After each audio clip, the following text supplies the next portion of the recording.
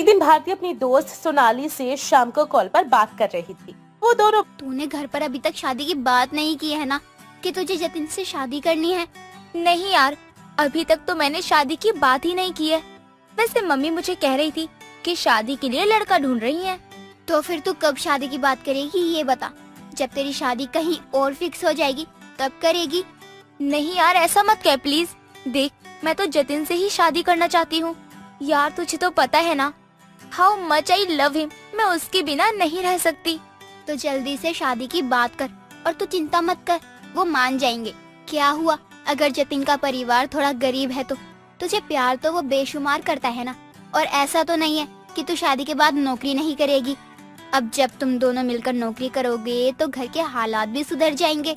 यार यही तो बात है कि घर वालों को लगता है कि प्यार से किसी का पेट ही नहीं भरा जा सकता। वो हमारी रिश्तेदारी में एक लड़की ने ऐसे ही भागकर शादी कर ली थी जिसका पति कुछ भी नहीं करता, लेकिन लड़की ने शादी कर ली और अब उन्हें खाने के लाले पड़े हुए हैं। बस इसीलिए घर वालों को लगता है कि हर बेरोजगार लड़का ऐसा ही होता है।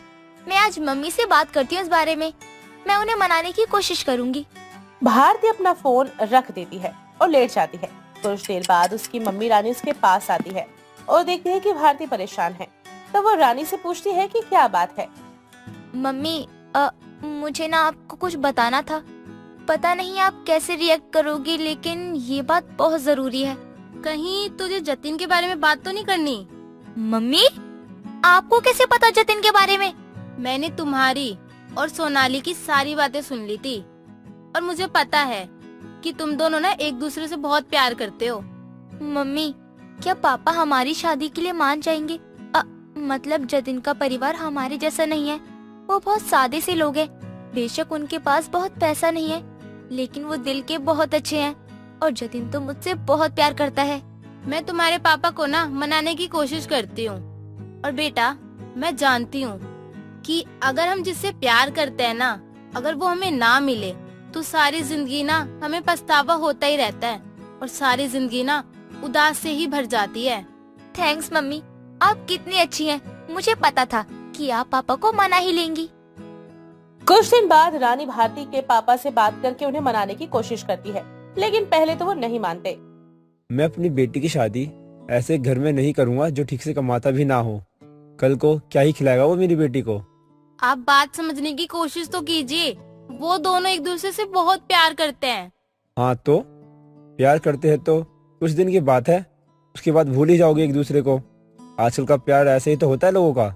आप एक बात बताइए, अगर आपकी बेटी की शादी किसी ऐसे खानदान में हो जाए जो बहुत अमीर हो, जिनके पास पैसों की कमी ना हो, लेकिन आपकी बेटी की वहाँ पे कोई इज्जत ना हो, वो खुशी ना हो, तो क्या फायदा ऐसी शादी का? आप खुद ही सोचो ना।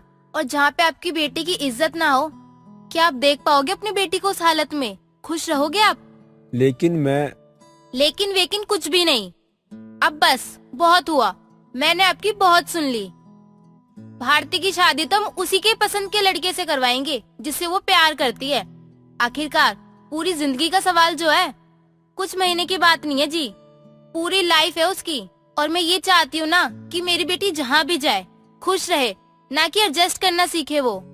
ठीक है, फिर जतिन और भारती की शादी को फिक्स करते हैं। इतना समझाने के बाद आखिरकार भारती के पापा मान ही जाते हैं। भारती की शादी जतिन के साथ फिक्स हो जाती है और अब लग जाते हैं सभी शादी की तैयारियों में। ओहो, ये तो बहुत अच्छी बात है। चलो अच्छा है, आखिर तुम दोनों मिल ही गए। अब तो मन में नगाड़े बज रहे होंगे। पिया की आएगी बारात, रंगीली होगी रात, मगन मैं नाचूंगी। तू फिर चालू हो गई। अच्छा सुन, शॉपिंग करने चलना है तुझे मेरे साथ, और मम्मी भी चलेगी अपने साथ। शाम को घर आ जाइयो, अभी मैं जा रही हूँ। भारती अपने घर आती है, शाम को सोनाली के घर जाती है और तीनों शॉपिंग करने के लिए चले जाते हैं और एक दुकान में घुसते हैं, जहाँ पर भारती की मम्मी भारती से कहती है, बेटा अगर तुझे पसंद आए ना तभी लियो, ऐसा ना हो कि बाद में तुझे पसंद ना हो और फिर वापस कराने आए तू। हाँ मम्मी, पसंद